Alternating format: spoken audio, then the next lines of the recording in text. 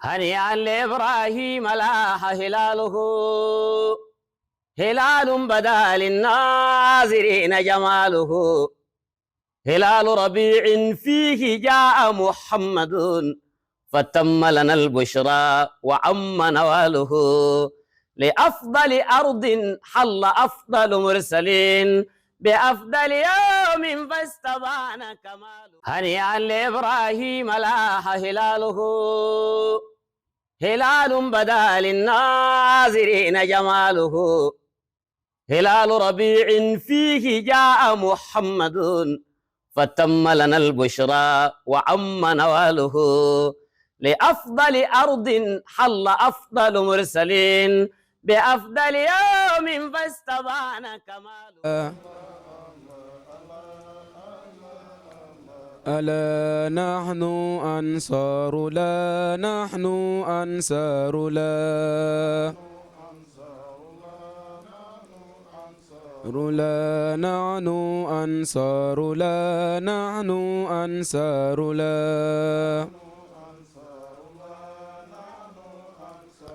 لا نحن أنصار لا نحن أنصار لا لا نحن أنصار لا نحن أنصار لا لا نحن أنصار لا نحن أنصار لا لا نحن أنصار لا نحن أنصار لا لا نحن أنصار لا نحن أنصار لا لا نحن أنصار لا نحن أنصار لا اللهم صل على سيدنا محمد الفاتح لما خلق والقاتم لما سبقنا سلاق بالحق والهادي إلى صراطك المستقيم وعلى آله قدر الدال العظيم سبحان ربك رب العزة. Tous qui nous suivent sur Medina Baye TV, voilà. Aujourd'hui, nous sommes ici à la maison de Cheikha, l'une des filles de Cheikh l'Islam El Hadji Ibrahima Niass, qui occupe une place très importante dans la Jamiatou Ansaroudine, raison pour laquelle le département de Dakar s'est réjoui de cette occasion pour lui rendre, pour faire quelques déplacements pour les préparatifs et aussi pour les échanges concernant le Jamiatou Ansaroudine. Voilà, nous allons donner le président Jamiatou Ansaroudine de Dakar, M. Ousmane Niang, qui va essayer de faire quelques déclarations. Wa rahmatullah. Nous voudrions d'abord rendre grâce à Allah et prier sur son prophète Muhammad sallallahu alayhi wa sallam, et implorer son pardon et demander qu'il nous accorde une excellente santé et une longue vie. Et nous formulons les mêmes prières à l'endroit de Cheikha, qui nous a reçus aussi aujourd'hui. Comme nous sommes venus représenter le bureau de la Jamiatou Ansaroudine de Dakar, et je vais d'abord commencer à faire les présentations, comme ça les gens pourront se connaître. Il y a à côté de moi Cheikh Taïb Touré. Moi je l'appelle Monsieur Passepartout parce que lui, les activités qu'il mène au niveau de la Jamiatou, il n'y a pas de frontière à son niveau. Donc c'est un grand travailleur pour les enfants de Cheikh Ibrahim. Donc il le fait de façon sans intérêt. Donc c'est quelqu'un qui est un grand bosseur aussi. Après lui, il y a M. Serigne Aliou Thiam, qui est le secrétaire général du bureau. Après lui, il y a Cheikh Abdoulaye Bousso. Lui, il est membre de la commission culturelle. Donc il y a les autres membres du bureau. Ils devaient venir, mais malheureusement avec le Gamou, il y a certains qui sont un peu pris, comme le vice-président Barham Seck. Il est en train de dormir, donc il a passé la nuit au niveau du Gamou, quoi. Donc je pense qu'aujourd'hui, on peut la rencontre d'aujourd'hui, on peut l'appeler, c'est une sorte de cérémonie officielle par laquelle, comme vous le savez, nous sommes en train de préparer les journées culturelles qui sont dédiés à la célébration de la naissance de notre guide éclairé, Cheikh Ibrahim radiallahu ta'ala anhu. La naissance dans le calendrier grégorien, c'est-à-dire c'est le 8 novembre. Donc comme d'habitude, chaque année, nous organisons une grande Hadra Juma parce que c'est un événement par lequel tous les talibés qui sont non seulement à Dakar mais dans les régions aussi peuvent se rendre à Dakar pour prendre part à ça parce qu'il y a le Khalif qui se déplace avec tous les autres enfants du Cheikh Ibrahim qui viennent participer à la Hadra. Donc c'est un grand moment de ferveur, de rencontre et de discussion entre les talibés et leur guide. Donc cette année, comme nous avons fait une réunion par laquelle nous devions faire une proposition pour choisir une marraine. Et quand on a proposé son nom vraiment à l'unanimité, tous les membres du bureau étaient d'accord. C'est une sorte de reconnaissance de son œuvre, de son travail pour le rayonnement de la Fayda au niveau international. Je ne dirais pas Sénégal ou Afrique, mais au niveau international. Donc c'est une façon de lui rendre hommage. Donc c'est pourquoi nous nous sommes déplacés aujourd'hui au nom du bureau de la Jamiatou Ansaruddin de Dakar pour lui remettre la lettre officielle d'invitation à elle, mais aussi à tous les disciples qui sont un peu disséminés en Afrique, en Europe, grâce au travail qu'elle est en train d'effectuer pour la massification de Ansaruddin. Donc c'est ça seulement qui est l'objet de notre déplacement. Et nous allons lui remettre la lettre. Et s'il y a aussi une discussion qui est ouverte pour permettre aux gens de comprendre mieux le travail qu'elle est en train de faire. Parce qu'il y a la télé qui est là. Et on va enregistrer et après on va diffuser pour que les gens comprennent que Seyda Safia est en train de mener un travail colossal, non seulement au Sénégal, mais aussi en Afrique, aux États-Unis. Tout ça pour fédérer les talibés de Baye. C'est ça qui est une recommandation que Baye avait écrite avant sa disparition pour que les gens puissent se fédérer, être ensemble, être solidaires pour que les missions qui nous sont assignées puissent être réalisées. C'est ça qui est l'objet de notre visite et on souhaite la paix à tout le monde, surtout à nos amis de Ansaruddin. Comme je l'ai dit, c'est l'Afrique en miniature qui se retrouve ici. Et nous sommes vraiment contents de venir ici. Merci beaucoup. Wa alaykum wa rahmatullah. Alhamdulillahi lazi hadana li haza wa ma kunna li nahtadiya lawla an hadana Allah. ñi ngi sant yàlla bu baax wolof lañ koy def nag ñi ngi sant yàlla bu baax di sant yàlla toogaale doomu Mawlana Cheikh Ibrahim Niass Alaaji Abdoulaye Niass al Kabir daan na wax ne du bul wax doomam waaye du moomam kon su fekkee ne te doom dogitu res la képp ku toog ak doomi Baay rek yaa ngi toogaaleeg Baay alhamdulilah te Baay nee na du toogaaleeg ku manqué yal nañ bokk suñu mat ñooñu jaay rasulullahi sallallahu alayhi wa sallam kiñ toogal wala fiñ ñëw fii di kër Baay Niass tuddee na ko kër Baay cité la tuddee na ko cité Cheikh Ibrahim Niass moo fi njëkk dëkk moom Seyda Safiyatu bintu Cheikh Ibrahim Niass ñi xamul turam ci waajuram bu jigéen mooy yaa Ami Dieng koppee ñëpp dégg nañ ko bu mu dale matee dal jàng Baay Niass a ko dalalal boppam mu nekkoon ku sawar lool ci njàng mokkal Alxuraan balaa Baay di tukki mokkal nañu mais dañ doon xaar mu tukki 75 pour ñëw moo tax ci ginnaaw Baay Papa As balaa loolu sax yaay mu ngi ko dénkoon ku naan yaa Faati Niass foofu si kër ga moom koppe la jóge ñëw foofu yaa Seydi Ousmane Faati ngeen xam nekkoon naay mu Sëñ Ali Cissé daan na wax ne mokkal bu rafet bi gën mosuma koo gis jigéen bu mokkale nii te sawar te kenn mosu koo dóor ci daara ji ginnaaw bi Baay demee ci ginnaaw la ko Papa As déglu xam ngeen ko Papa As moom du dégluntu kenn sañul woon jaar buntu këram te laaju la aaya wala laaju la surat bi mu jógee foofu nag Baay mas na ko wax ne ko gaawal nga mokkal Alxuraan nga dem fekki sa mbokk yi comme ceddo nga loolu mu ngi koy junj pour mu mën a jàng tubaab moom nag bokk na ci wala mooy doomi Baay bi am bac français bi ñu xam ci Delafosse ci la jógee foofu tukki dem États-Unis inscrire jàng anglais di jàng étude islamique di ko jàng bu léegi inscription à distance moo xew mais bu jamonoom transmission moo xew maanaam dañuy defar cours bi def ko courrier pour nga mën koo mokkal pour nga mën koo jàng après da ngay examen ci loolu nag mu dem ba nekk fa citizen di liggéeyal baay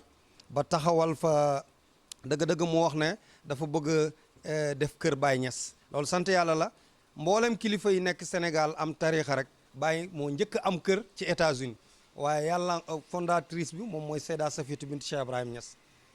himmam itteem moo tax kër googu am bu mu ko waxee Papa As ne ko yow loo matt dana dagg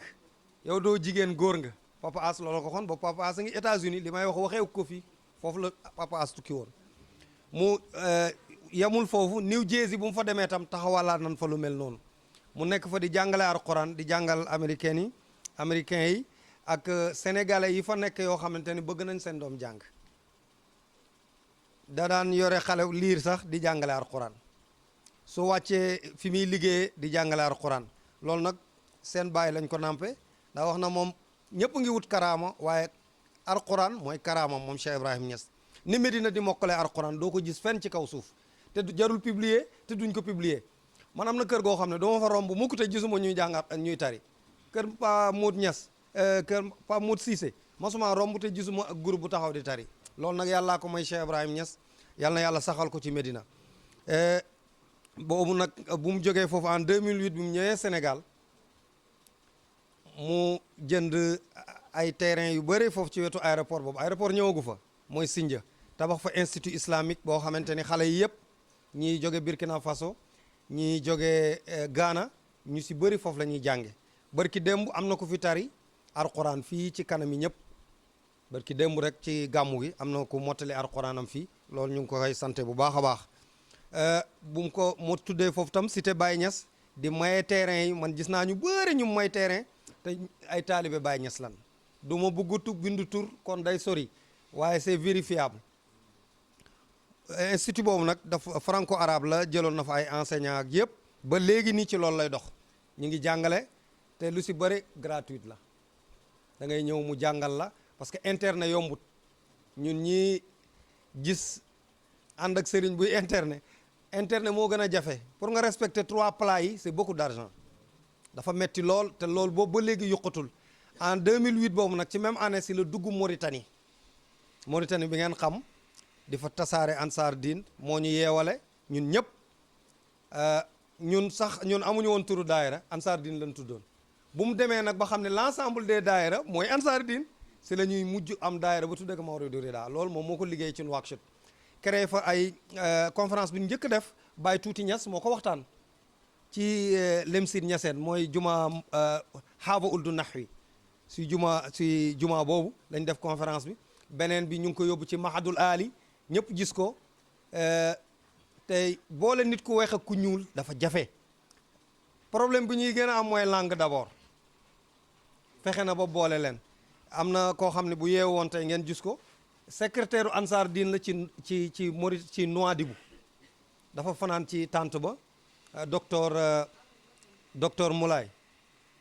mi ngi fii ñoo ñëpp mën nañ teew waa Côte d'Ivoire ñi ngi fi imam mi ngi nii toog imam Hassan Cerno Ismaël mi ngi nii bu Bénin waa Burkina Faso yi ñi ngi fi Seydi Souleymane Youssouf waaw ñoom ñëpp ñi ngi fi waa Ghana ñëpp ñi ngi ci sous région boobu nag foofu lay ubbee wane yéen a gis tukki yi mu tukki Cameroun yéen a ko gis Côte d'Ivoire muy boole nit ñi kii daf maa nettali imam mu ni dafa am ñaari région yu ñu dem yoo xamante ni 2 régions yu ñu dem Seyda parcourir que 2 jours maanaam amul noppalu dëkk bu ñu dem rek boole mu xaddam baak fichier affaire yi bind ñëpp a ngi fii document yëpp ngi fii defe naa président gisoon na ko bi mu ñëwee mook Seydi vice président Seydi Barham Seck liggéey boobu nag yombut su fekkee ne jigéen a koy def li Baye waxoon moo ñëw sama jigéen ñi góor lañ sama góor ñi góor lañ loolu ci njabootu Baye bi lañ ko ji muy Seyda Safiatou bint Cheikh Ibrahim Niass duñ toogoon fii di la wax lu mu def Ghana wala lu mu def Côte d'Ivoire wala lu mu def Bénin dañuy jël temps bi tey la yawmul jumaa dañuy jël temps bi lu bëri mais maa ngi leen di seedeel rek ne liggéeykatu Ansar Dine la à travers les images jaru ñuy wax kenn ku xool rek di nga gis man ñu bëri xam naa leen Ansar Dine tax ma xam leen kon nag li président waxoon Baye moom adduna la mun nga wax ni c'est le monde en miniature ñëpp fi lañ daje démb ñu doon wax fii lettre Ansar Dine bi wax nañ ko anglais wax nañ ko jula wax nañ ko hausa wax nañ ko arabe wax lu ne wax nañ ko si ngay xool ne xam ne Baye moo mën a dajale moo wax imam Assane ne ko Baye intégration africaine bi ñuy wax doo ko gisee doo ko mun a wax da ngay toog xoola intégration africaine bi ngay gis fii suñ biir donc moom la ñuy bàyyi après mu wéele en français seet ñu mujjee seeda incha allahu rabbi asalaamaaleykum wa rahmatullah alhamdulillah rabbil alamin allahumma salli ala sayyidina Muhammad wa ala alihi wa sahbihi wa sallam tasliman walhamdulillah rabbil alamin. Nous sommes aujourd'hui vraiment très honorés d'être ici à la cité Cheikh Ibrahim Niass, la cité qui a été fondée par notre maman Seyda Sofia Ibrahim Niass, rien que pour pouvoir regrouper tous les disciples de Cheikh Ibrahim Niass. Il faut dire que la maman est en train de battre un travail colossal à l'international, sur le plan mondial. Elle parcourt toute l'Afrique durant toute l'année et aujourd'hui tout le monde s'est retrouvé ici, n'est-ce pas, à la cité Cheikh Ibrahim Niass qu'elle a fondée afin de venir célébrer ensemble le Gambou. On a nos frères du Burkina qui sont venus avec une forte délégation. On a notre papa Alhaji Ismaël de Bénin qui est venu avec une forte délégation. On a aussi nos frères du Ghana qui sont venus avec une forte délégation de la Mauritanie. Nous, on vient de la Côte d'Ivoire. Et elle a essayé de regrouper tout ce monde-là afin de vraiment montrer l'objectif de Cheikh Ibrahim Niass qui est d'unir tout le monde autour d'un idéal qui est la ilaha illallah, Muhammadur Rasulullah sallallahu alayhi wa sallam. Et aujourd'hui, alhamdulillah, elle a réussi ce travail-là. Parce qu'avec le parcours qu'elle a fait à travers l'Afrique, aujourd'hui, elle a réussi vraiment à regrouper les gens de la Faïda, partout où il y avait des dissidents et des querelles. Elle a réussi à faire taire ces querelles-là avec un idéal en montrant le centre de tout le monde qui est Maulana Cheikh Ibrahim Niass. Elle nous a enseigné en nous disant que nous sommes comme les enfants d'un même père qui a plusieurs femmes. Nous portons tous l'identité de Cheikh Ibrahim Niass et en Cheikh Ibrahim Niass, on doit tous se retrouver. Elle a vraiment fait un travail colossal à ce niveau. Avec ses propres moyens, elle a réussi à, n'est-ce pas, organiser tout cela. Aujourd'hui, nous sommes honorés de l'invitation qu'on vient lui faire au nom de l'Ansar Dine nationale pour être la marraine du 8 novembre prochain, Inch'Allah. On prie Allah, vraiment, que Allah nous donne ces jours-là en bonne santé et que vraiment on puisse venir la soutenir, venir l'accompagner, Inch'Allah. Seyda Sofia, quand elle est engagée dans le travail, nous-mêmes qui sommes avec elle à la tournée, nous, on cherche souvent à ce qu'elle puisse se reposer. Elle a dit non, il n'y a pas de fatigue en Dieu. Quand on fait le travail de Dieu, il n'y a pas de fatigue. D'abord, quand elle est arrivée en Côte d'Ivoire, on a d'abord commencé par Toumoudi, Yamsokoro, Bouaké, Kachola. Ensuite, on est rentré après une semaine de tournée. Quand on est rentré, nous, on pensait qu'elle va se reposer. Elle m'a dit, Hassan, trouvez-moi 5 régions qu'on va faire en une journée. C'est nous, on a demandé pardon, là, on veut qu'on va faire ça en 2 jours. Il faut que vous puissiez vous reposer quelque part et on continue. Et effectivement, elle a fait tout ça. Vraiment, lorsqu'on parcourait vraiment les régions, les gens sortaient sur la route aussi pour nous arrêter. Donc, on avait pris un retard de 30 minutes. Donc, quand le chauffeur filait avec elle, avec les trous et autres, moi, j'ai dit, maman, vraiment, pardon pour les bruits de la voiture et puis tous les trous là. Elle a dit, non, non, non. Moi, j'ai fait pire que ça. Vous suivez le programme, allons-y. Et Seyda, elle a une patience extraordinaire. Tant au niveau de l'éducation des enfants, et tant au niveau vraiment de l'objectif qu'elle s'est assimilée, qui est de réunir tous les élèves de Cheikh Ibrahim Niass. Aujourd'hui, elle a fondé l'Institut islamique Cheikh Ibrahim Niass. Et les élèves viennent de partout. Nous, par exemple, en Côte d'Ivoire, dans une seule ville, un village, elle a demandé à ce qu'on lui trouve 8 orphelins qui ont perdu leur papa et leur maman, qu'elle va prendre en charge jusqu'à la fin de la scolaire. Vraiment, c'est extraordinaire. Elle a demandé aussi qu'on lui envoie 15 filles avec vraiment des âges au bout de 10 ans, jusqu'à 8 ans, jusqu'à 7 ans, qu'elle va prendre leur encadrement aussi en charge. Vraiment, ce travail colossal qu'elle est en train de faire, aujourd'hui, nous ne pouvons que prier pour elle, afin qu'Allah lui donne longue vie, longévité et santé, afin qu'elle puisse vraiment atteindre cet objectif-là. Et aujourd'hui, alhamdulillah, à travers le monde, le travail qu'elle est en train de faire est l'espoir de l'humanité. Et l'espoir, n'est-ce pas, de l'islam. Car Cheikh Ibrahim Niass, c'est en lui seul que l'humanité pourra être sauvée, l'islam pourra être sauvé. Car c'est lui qui a réussi à unir tout le monde entier autour d'un idéal qui est la ilaha illallah Muhammadur Rasulullah. Et Seyda Sophia Ibrahim Magnas poursuit son œuvre avec sa lettre, ses recommandations. Elle a dit qu'elle ne va pas enlever même une virgule de ce que Cheikh Ibrahim Niass a décidé. Même le nom, Ansar Din,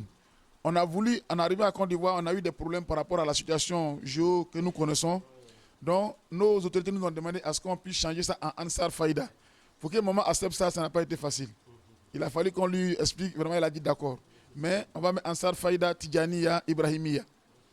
Voilà, elle n'a pas voulu changer rien du tout. Et même la composition du bureau, dans chaque zawiya, dans chaque région, on a composé le bureau comme Cheikh Ibrahim Niass l'a demandé. Et vraiment, alhamdulillah, aujourd'hui, c'est en train de prendre forme, c'est en train de beaucoup avancer. Et aujourd'hui, toute l'Afrique pratiquement s'est retrouvée ici, à la cité Cheikh Ibrahim Niass aujourd'hui. Donc vraiment, c'est quelques mots qu'on voulait dire. Encore merci à la maman, merci à la télévision, merci à tout l'Ansar Din pour le travail abattu. Nanu Ansarullah, Nanu Ansarullah, Nanu Ansarullah. Ok, alhamdulillah. Salatu wassalamu ala mawlana rasulullah sallallahu alayhi wa sallam. Seyda ñu ngi lay ziyaara di la ndokkeel ci weeru gàmm gi weeru tedd bi di Rabiul Awwal nga xam ne weeru Mawlana Cheikh Ibrahim Niass radiyallahu taala anhu xam ne képp ku bëggoon a fàttaliku Mawlana Cheikh Ibrahim ci taaram ak ci yëngatoom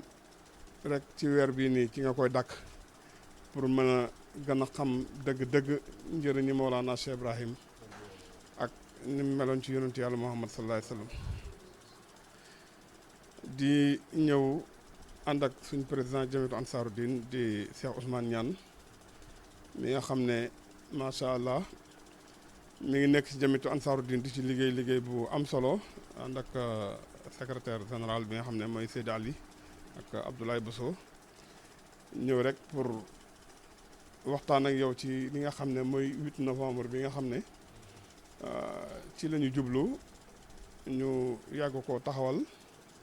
li tax nag Jamiyatu Ansaruddin di ko taxawal mooy comme ni ko président waxee sànq ci discours am bi 8 novembre ci la Mawlana Cheikh Ibrahim gën a àddina léegi nag Jamiyatu Ansaruddin moom ci boppam bi mu toogee xalaat ne dañ ci bëgg a def ay jotaay yoo xam ne danay fàttali bépp taalibe xam ne maanaam 8 novembre bii nii weer Mawlana Cheikh Ibrahim la bañ ko dalee def nag jëloon ci ndigal ci alxalifa Cheikh Ahmad Tijani ba mu joxoon na ci ndigal yàlla def jamono bu nekk rek ñu koy taxawal ren nag alhamdulilahi rabbil alamin biñ toogee waxtaan parce que jamono bu nekk suñu paree pour taxawal bés bi dañuy toog bureau bi yëpp waxtaan tànn ñi nga xamante ni tey jii man ñoom la ñuy dara jàll bés bi waaye alhamdulilah rabbil alamin biñ toogee waxtaan mbooloo mi fa toogoon ñëpp maanaam dañoo yàgg mébét pour ñu tuddee la ko loolu nag dañ ciy sant yàlla jotaay bi comme ni ko Cheikh Ousmane waxee maanaam stade bi nga xamante ne nii moo nekk ci parcelle foofu lañ koy defee parce que xam naa ne bu yàggut mën na am siifar nga bu daaw bi ci ndigalu xalifa bi la ak ci teewaayam ak ci porte parole Cheikh Mouhamadul Mahi Seydi Ali Cissé mu nekk bés boo xam ne nag vraiment Jamiyatu Ansaruddin daf koo taxawal ñu bëri ñoo xam ne réeré woon nañu kañ la seen sëriñ gën a àddina ci weeru jant bi xam nañ ko bi nga xam ne Ansaruddin taxawal na lii nga xamante ni tey jii mooy journée culturelle bi Mawlana Cheikh Ibrahim Niass radiyallahu taala anhu di la wax ne nag ñun suñu bëgg-bëgg ci bés bi en tant que doomi Mawlana Cheikh Ibrahim nekkut ne comme li ñuy wax ñeneen ñi fi jaar nekk ay doomi Mawlana Cheikh Ibrahim parce que jamono bu nekk rek dañuy tànn kenn ci doomi Mawlana Cheikh Ibrahim yi maanaam dara jaale ko bés bi ñun liñ ciy wax mooy ne liñ soxla ci yéen ci bés boobu noonu mooy seen teewaay benn ñaareel bi itam ngeen ñaan ci yàlla pour yàlla def ci tawféex ci bés bi parce que li tax seen bés la ñun ci suñ jëm bopp li ñu war rek mooy nekk ci Jamiyatu Ansaruddin jël suñu ndëggu yii nii teg ko ci li nga xam ne moom la Mawlana Cheikh Ibrahim tracé parce que Jamiyatu Ansaaru Diin man damay wax nañu toujours ne mooy yoon bi nga xam ne moom moo gën a gaaw pour liggéeyal Mawlana Cheikh Ibrahim parce que yoon boo gis rek keneen moo jóg créé ko nañ def nangam nañ def nangam nañ def nangam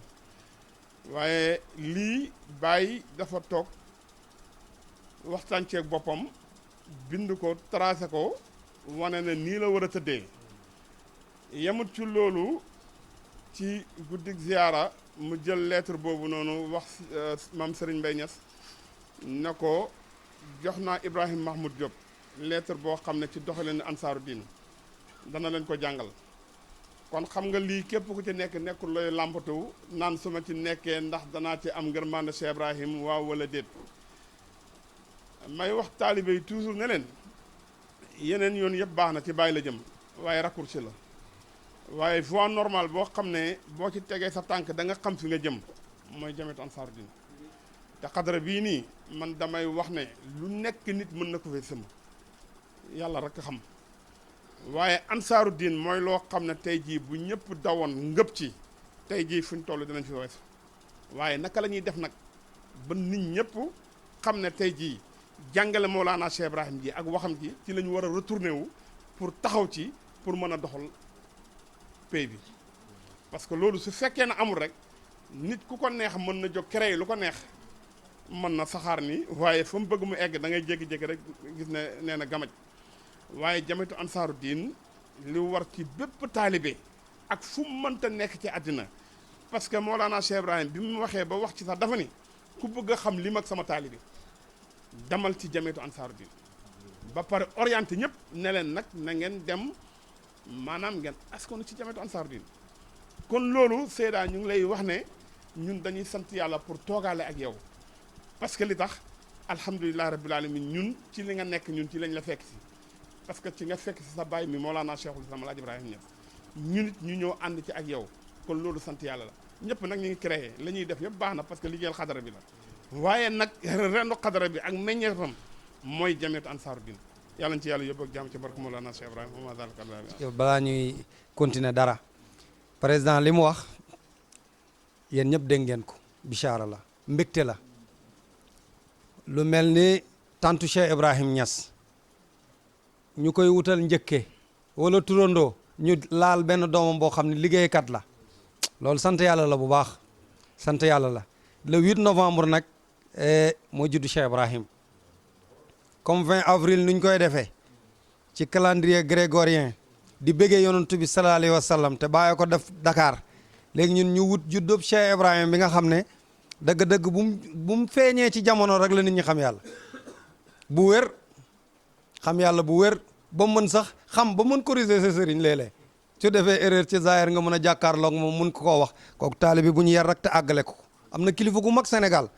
dafa waxoon waa yéen Baay dafa ni Baay yow li nga xamal say taalibe soo leen ko xamalee duñ la topp bàyyi ma ko mun looloo tax nag ñu lay topp ñu nga li mu wax loolu mooy safaanu wax bi mun ko nag loolu nga leen xamal moo tax ñu topp la kon Seyda mi ngi bég lool ci 8 novembre bi 8 novembre bi nag tudd képp koo xam ne soppe Seyda Safiyatu bint Cheikh Ibrahim Niass nga képp koo xamante ni taalibe Baay nga képp koo xam ne jullit nga bëgg nga Baay toq bëgg yonent sallallahu alayhi wasallam mi ngi soqal war nga xam ni bis boobu yàlla dina si wàcce ay taw féex ni nawet di amee taw di wàcc te chaque année xam nga ni août day taw dëgg-dëgg juddu Cheikh Ibrahima bii ni nga xamee ni si la Baay juddu ñu koy bis boobu yàlla dañ fi wàcce ay mëdët fi wàcce ay maarif yu bëri yoo xamante ni képp ku ko teewee ak nga teewal ko ana nit mën naa sore teewal fekk teew na du ne diw moo joxe nangam kooku teew na waaye nekk fu sori di mébét te mënoo ñëw sa xol ne fi sa poos am dara gestul Ansaaru Diin léegi Seydi Tayib suñu soppe la suñ xarit xam naa ko lu yàgg l'infatigable nga ko tuddee ween loolu mooy dëgg dafa wax ne Ansaaru Diin mën ku ci jàpp daal jàpp nga ci lu am isnu lu am ndigal bare na ñu créer ay affaire waaye ñooñu ñëpp tam dañu war a nekk benn branche wala benn xob ci Ansaaru Diin rek dañuy amaale ndigal li Baay créer daal ku créer leneen tam ñëwal taf ko ci bokk ci tafee mu yóbbaale la xam nga bagage moom boo ko joxee oto dëgg dana la ko yóbbaaleel waaye yóbbaaleel ma suma benn tànk yóbbaaleel ma suma benn loxo loolu lislaam nangu ko kaafatan rek dugg ba mu jeex loolu la gaal yoon ci yàlla nox doon wane loolu mooy ansaar diin duggal ba mu jeex ci kaw ba ci suuf bokkal ansaar diin soo bokkul ansaar diin nag dëgg yaay ki sopp bàyyi toog na le rek kenn du la génne waaye nag boo jàppee ci ansaar diin yaay ni bàyyi joxe isnu nga topp ci ku topp ndigal nag doo dajeeg mbugal waaye ku bàyyi ndigal da ngay dajeeg mbugal ngeen gisee jamono ji at yii ansaar diin commencé na jug 2 ans yi maa ngi koy gis commencé na yéeg sant yàlla la loolu sant yàlla la commencé na yéeg bu baax ak le président Cissé Niang ci Sénégal gis naa ko ni ko Seyda di yëngalee ci yeneen réew yi daanaka moom noonu l'infatigable la toog nañ ci Maroc ci wetu rawdu Cheikh Tidiane ñuy waxtaanee lii ma lay wax ni ansaar diin bi di waxtaanee Seyda Safiatou bint Cheikh Ibrahim Niass kon président ansaar diin moo njëkk kontaan si sa yëngatu loolu tax bu ñu demee ba darajaale la 8 wala nga bokk si ñin darajaale le 8 novembre dëgg tuddee ngeen nu ko ndeke Seyda tuddul sax Seyda Safiatou moom 8 novembre la tudd jour boobu la ñuy xam ni 8 Pa Modou Niang moo ko waxoon ci Dakar kër Seyda bi nekk ci kor kii bi rek kor mu xaddami Seex Asan Dem boobu Seyda Jaara Njaay ñu tuddee ko te bis boobu doomam dafa gaañu ci koor gi laylatul xadri ñu yaakaar ni du ñëw moom mu ñëw toog mu ne man ndeke tudd ma Cheikh Modou Niang man laylatul xadri laa tudd wax na dëgg waaye ñun tam jour boobu Seyda tur bi day soppeeku tudd Seyda 8 novembre am na ku teew léegi ci jataay bi muy docteur Moulay mooy secrétaire Ansar Dine Zouérat Mauritanie Nouadhibou Mauritanie suñ bàyyee kii lire lettre bi ci kanami gars yi lettre yi bàyyi la en français suñ paree ñu jox ko mu su ko neexee mu wax xasaaniya ndax télé bi moom télé adduna bi la moo raw ci télé yëpp almadina bii bàyyi raw lépp ñëpp taalibeem yee raw ñëpp kon nag télé bii mooy seen bagage yi ku raw rek sa bagage a raw kon nag suñu télévision bi ñu ngi nuyu techniciens yi bu baax l'infatigable nag ñoom tam heure bu ma leen touché rek dañuy ñëw wow c'est grâce au président ñu ngi koy ñaanal yàlla bu baax ci làmminu Seyda Safiatou bint Cheikh Ibrahim Niass bismillah imam transcrit dans des thèmes techniques pour qu'on puisse mieux comprendre. Seyda l'a traduit en français, en anglais et aussi c'est l'écriture arabe qui est là. Donc notre shérif est avec nous, docteur venu de la Mauritanie, lui aussi représente l'Ansar Dine là-bas. Il va nous lire la lettre, Inch'Allah. On lui fait l'honneur pour la lecture de Cheikh Ibrahim Niass. وقرة أعيننا رسول الله صلى الله عليه وسلم. يشرفني أن ألقي أقرأ هذه الرسالة التي هي عبارة عن تعليمات وتوجيهات الشيخ إبراهيم نياس في ميدان منظمة أنصار الدين التي أسسها هو وأمر بتجسيدها على أرض الواقع. وخلاصة القول فيما قال أن هذه المنظمة ينبغي أن يكون عدد المنتسبين إليها يساوي عدد تلاميذ الشيخ. إذن ندخل في الموضوع إن شاء الله بقراءة هذه الرسالة باللغة الفرنسية بأمر من قيادتنا رئيسة وأعضاء مكتب. إذن هذا شرف لي ولا لست أهلا له ولكن تطفلا فقط. Lettre d'exhortation à l'adhésion à Jam'iyat Ansar Din At-Tijaniya. Au nom d'Allah, le tout miséricordieux, le très miséricordieux, toute louange est due à Allah. Conformément à l'époque moderne, je demande à tous mes disciples et amis d'élargir le cercle dit Zahira Ansaruddin. Ainsi, le nombre de ses membres sera égal à celui de mes disciples et créera dans chaque village ou ville proche ou lointaine une section liée à la fédération et élire un président et un secrétaire administratif, un trésorier et leurs adjoints. Par exemple, à Kaolack, il y a Ousmane Cissé et Ibrahim Cham, etc. Dans chaque village et chaque ville, il y aura un bureau comme à Kaolack. Toutes les sections se réuniront pour créer un bureau et élire un président et un secrétaire général originaire de Médina. Leurs principaux objectifs seront de servir l'islam, de diffuser le savoir, de construire des mosquées, de l'appel à l'islam et de la coopération avec les musulmans du monde. Ils tiendront un congrès annuel pour faire une nouvelle évaluation et éventuellement réélire les dirigeants et élire de nouveaux dirigeants après la création des sections. Un conseil exécutif permanent sera également élu et aura plein pouvoir sur tout ce qui concerne la fédération ainsi que la recommandation des membres. Que Dieu nous rende aptes. Notre slogan sera Nahnu Ansaruddin. Nahnu Ansarullah. Nahnu Ansarullah. Nahnu Ansarullah. Au Sénégal, le 7 janvier 1964, Cheikh Ibrahim Niass, traduite par Seyida Safia bint Cheikh Ibrahim Niass, vice-présidente internationale de JAD. Le Mansibalo du Burkina, précisément Bobo Dioulasso. Comme mon prédécesseur l'a dit,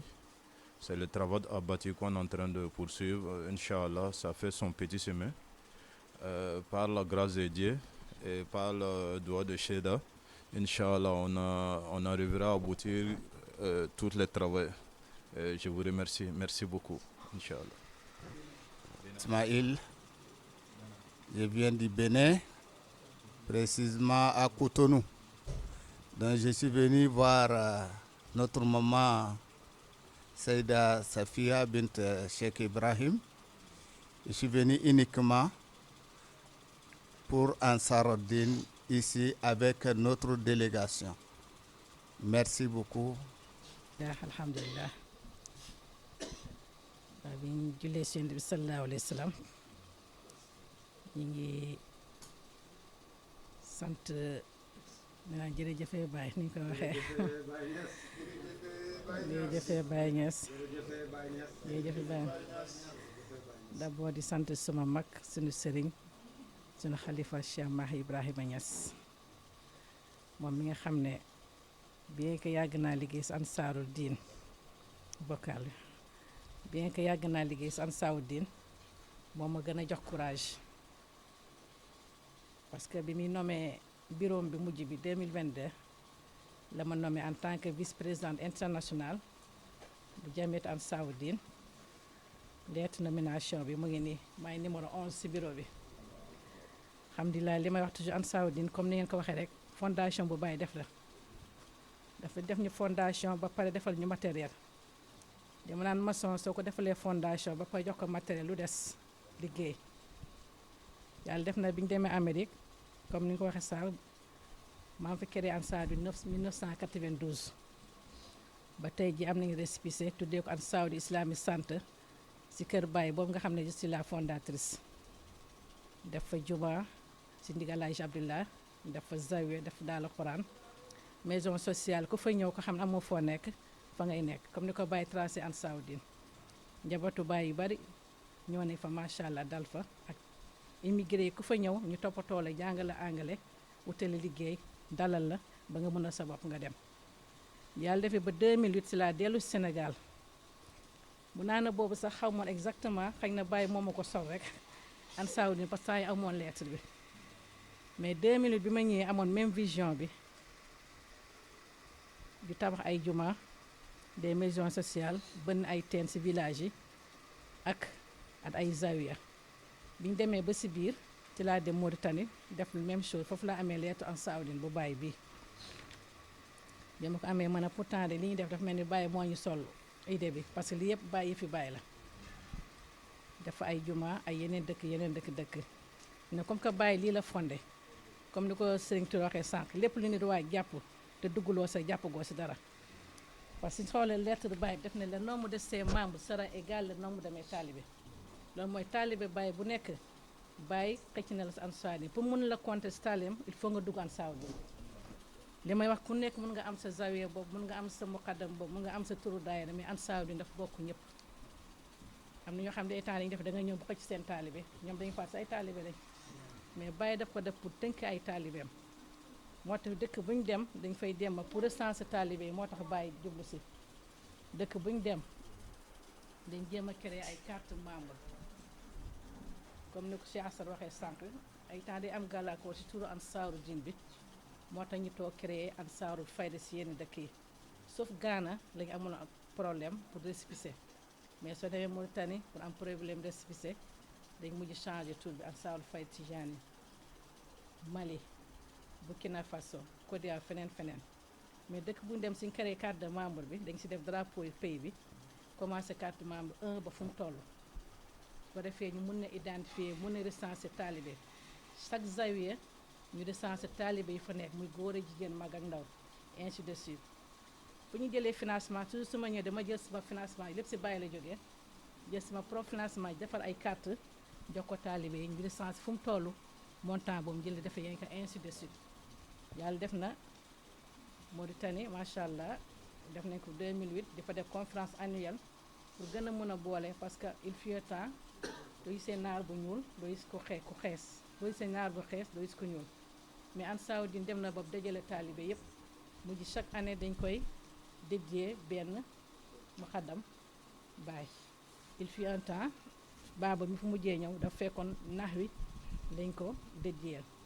def na ko cheikhaani nax wi ak keneen mushri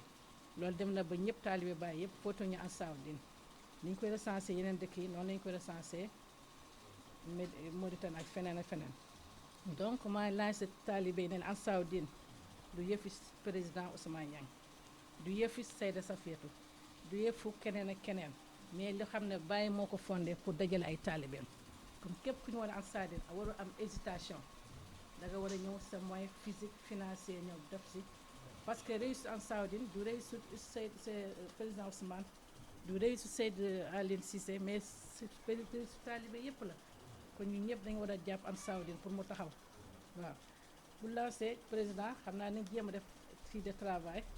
mën a jéem a recenser taalibe yi comme ni ñu ko mën defee yeneen dëkk yi xam naa yeneen si kaw sax man je suis prêt à travailler avec vous pour jéem a recenser taalibe yi recenser taalibe yi itam du loo xam ne dañuy toog pour recenser taalibe yi il faut des déplacements mais fu muy commencé ku nekk sa kër comme ni ko bàyyi sa kër ngay commencé recenser sa njaboot ni sa kër gi kër sa voisin nga recenser ay njabootam ainsi de suite comme ni ko waxee Baye waxee chaque pays chaque village chaque région que ça soit loin ou près mu tuuti mu mag war na am section Ansaarud-Din avec membre exécutif bi nga xam ne ñooy doxal liggéey bi loolu na dafa nekk un groupe de travail boo xam ne war ñu ko bàyyi benn ñaar ku nekk am nga ci droit pour Ansaarud-Din avancer bàyyi lim ci jublu tamit soo xoolee statut bi xëy na ci la ko gën a développé bi mooy statut bi bàyyi defoon soo gisee leerul noonu waaw fexe nañ ba étudier ko keroog jox naa ko Sëñ Barham Seck fexe nañ ba étudier waat statut bi ñu bindaat ko ba mu gën a leer en français bindaat ko ba mu gën a leer en anglais pour pays anglophone yi mun ko comprendre ñi xam dañu dégg français mun comprendre fu ñu dem tamit suñu déggul anglais dégguñ français arabe lañu koy def wala wax ko olof récépissé bi tamit soo seetloo xawlu woon leer moo nekk nii titre de l'association mooy récépissé bi comme ni nga ko amee récépissé 1333 ñun dañ ko jël réécrire ko ba fa defar ko anglais def ko français pour mu gën a leer fu ñu dem tamit dëkk bu ñu dem tamit représentant yi dañu jël photocopie jox la xam ne lii Baye moo ko sos pour ñëpp ñu af Ansaarud-Din soo demee ba si statut bi tamit Baye gën na ko développé non seulement mu nekk construire des mosquées mais des écoles toppatoo école arabe yi en même temps social ku feebar ñu jàppale ko su nees ay jafe-jafe ñu jàppale ko di créer aj bi pendant le mois de aj bi soo si Ansaarud-Din Ghana chaque année dinañ jéem a fexe yóbbu 5 nit comme daaw loolu lañu def chaque pays. chaque année ñu jéem a jël ñi nga xam ne ñoo ko ñoo ko composé mérité jox leen les ñi xam ne ñoo gën a liggéey si kii bi moom lañ leen di honoré. beneen tamit képp koo xam ne feebar na Ansaarud-Din ñun ñoo koy jàppale. am na ko fi amoon accident bu yàgg Mauritanie avec taxawu président Ansaarud-Din Assane Haïs Ba ak son vice président Souleymane fu ma nekk si àddina bi wax dëgg yàlla dinañ ma jokkoo ak man diw def feebar na diw def accident ba lañu jël si kees bi daanaka sax kees bi duñ ko jël ku si nekk si ñun dina ko jël prendre en charge ba mu des ñu seetaa keneen koo xam ne am na jox soxla ndimbal ñu dimbali ko. kon Ansaarud-Din Baye daf ko def pour tënk ay taalibeem benn pour xam nombre de taalibe yi mu am ku nekk war si gis sa bopp. ñëpp ñoo xam ne ñi liggéey si Ansaar taalibe bu nekk da nga ñëw taxaw wala leen ñaanal yàlla jàppale leen yàlla dëgëral leen parce que liggéeyu Baye lañ def fondation Baye la képp ku feebar ñu taxaw ko di nga gis jigéen goo xam ne borom këram dafa génn àddina mu sonn ay doomam dañu koy jël prendre ko en charge loolu ñu ngi si loolu tamit am ñoo xam ne muy hôpital ni ko Baye waxee ku feebar ñu jàppale ko ku gaañu ñu taxaw si lépp liggéey Ansaar Baye dafa organiser lépp. mooy li ma wax sax ne fondation si la ko defalee ba pay jox la matériel lan moo des yëkkati teg kon nag lan di bàyyi naan ñun si suñ xol yi àndee rek lépp luñ def yàlla dina ko yombal xàccandoo dóorandoo loolu mooy Ansaarud-Din Baye bi mu demee ba fin lettre bi daf ne nax nu Ansaarullah xam nga nax nu Ansaar fu mu jógee seen mare man ansaar yi lillaahi naan xaala xawaari yoon nax nu Ansaarullah moom mooy suñ slogan moom mooy suñ si maanaam loolu la ñu ràmb suñu ne slogan ne siñ moom la ñu ràmbakee moo tax ñu ñëpp fi ñu toog rek fi ñu tasante dañ naan ndax noon saarulaa saarulaa kon nag loolu moo nekk horizon bi nga xam ne ñu nekk di si liggéey à travers le monde prêt ak liggéey ak ngeen parce que yëpp liggéeyu Baye la bu dellu si li gën a am solo tamit mooy 8 novembre bi ngeen ma tuddee kontaan naa so macha allah yéen a baax rek tamit xalifa bi moo baax rek parce que moo ngeen dem wax ko mu ne déedéet tuddee leen ko keneen d'accord ma si waaye ko li ngeen ma wax fii li ngeen ñëwee d'accord si kontaan ngeen dem si baaba mu kontaan si mu ay mag ñoo xam ne samay mag leen ma def leen comme sëriñ wax dëgg yàlla di leen remercier bu baax yàlla dafa def tam même le 8 novembre boobu ñu ngi ko jàppoon conférence annuelle daara ji comme chaque année mais incha allah loolu mooy conférence yi mooy lépp lu ñu si mën kon ñu ngi ko doon lancé sànq taalibe yëpp ngeen xam ne seen bés la du bés président du bés Cheikh Touré du bés son secrétaire mais bésu taalibe yëpp ñu ñem ñu jàpp si financièrement matériellement ban lépp lu si dugg tamit si Ansaarud-Din duggul seen poche de si Ansaarud-Din la dem te nous sommes prêts aussi lépp loo xam ne mun nañ ko rek jàppale leen ko côté bu nekk parce que suñu liggéey la liggéeyu Baye la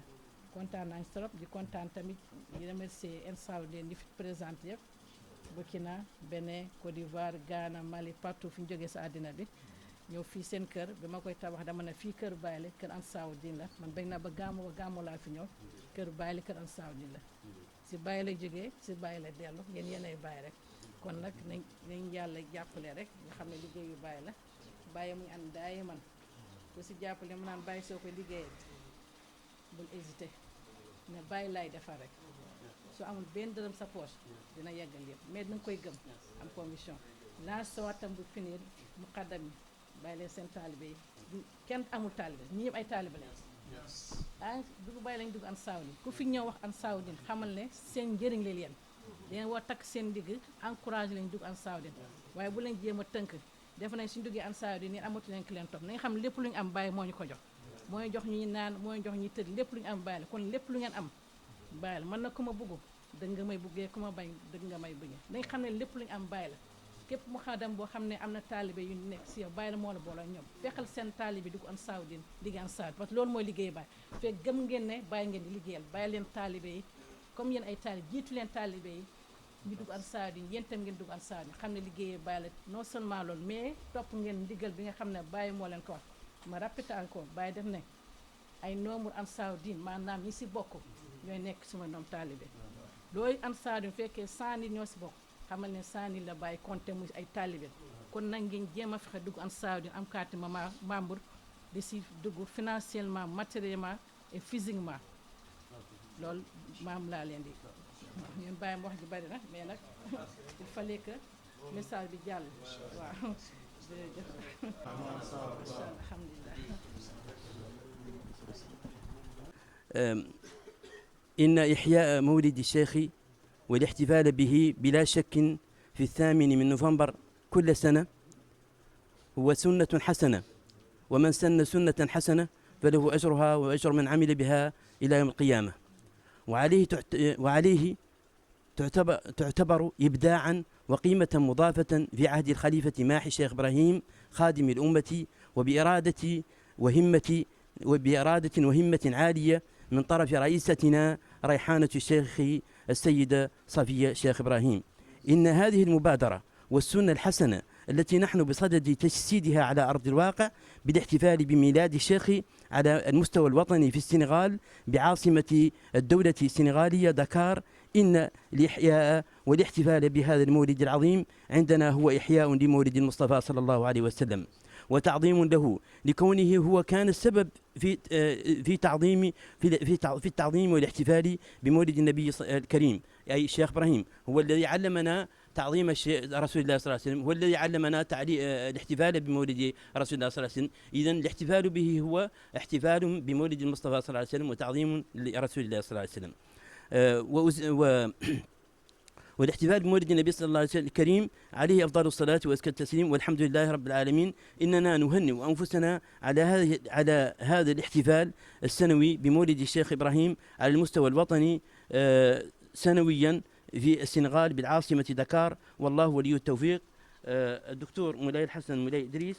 الأمين العام المساعد لجمعية أنصار الدين في نواديبو بموريتانيا، والأمين العام لجمعية أنصار الفيضة للعمل الثقافي في نواديبو موريتانيا. هنالك نقطة فقط تنبيه آخر، وفي الأخير نرجو من جماعة أنصار الدين وعلى كافة مستوياتها الاجتهاد في خدمة الفيضة التيجانية من خلال نشاطها وخدمة الإسلام بصفة عامة، والله ولي التوفيق. Le 8 novembre, c'est célébré Cheikh Ibrahim Magnaz. Et célébrer le Maulana Cheikh Ibrahim Magnaz, c'est célébrer le prophète sallallahu alayhi wa sallam, parce que c'est lui qui a montré l'importance du gambou et du prophète aux gens. Donc voilà un peu en résumé ce que le Cheikh a dit. Et nous le remercions beaucoup pour vraiment cette inspiration qu'il a eue. Il fallait qu'il puisse nous le donner, Inch'Allah. Oui, tout à l'heure, même assis ici, oui. Et il a dit à la fin qu'il exhorte tous les membres d'Ansar Din au courage et qu'on sache que vraiment nous devons faire l'effort pour avoir l'objectif que le Maulana Cheikh Ibrahim Magnaz avait fixé. Il a remercié notre maman Saïda Sofia Ibrahim Magnaz pour tout l'effort qu'elle fournit pour, n'est-ce pas, l'évolution. Et aussi, il a remercié aussi le calife, notre grand calife Cheikh Mahi Niass pour vraiment tout ce qu'il fait aussi pour l'Ansar Din, lui qui est le président sur le plan mondial. Inch'Allah. Merci. هنيئا لإبراهيم لاح هلاله، هلال بدا للناظرين جماله، هلال ربيع فيه جاء محمد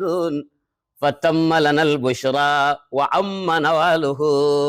لأفضل أرض حل أفضل مرسلين بأفضل يوم فاستبان كماله.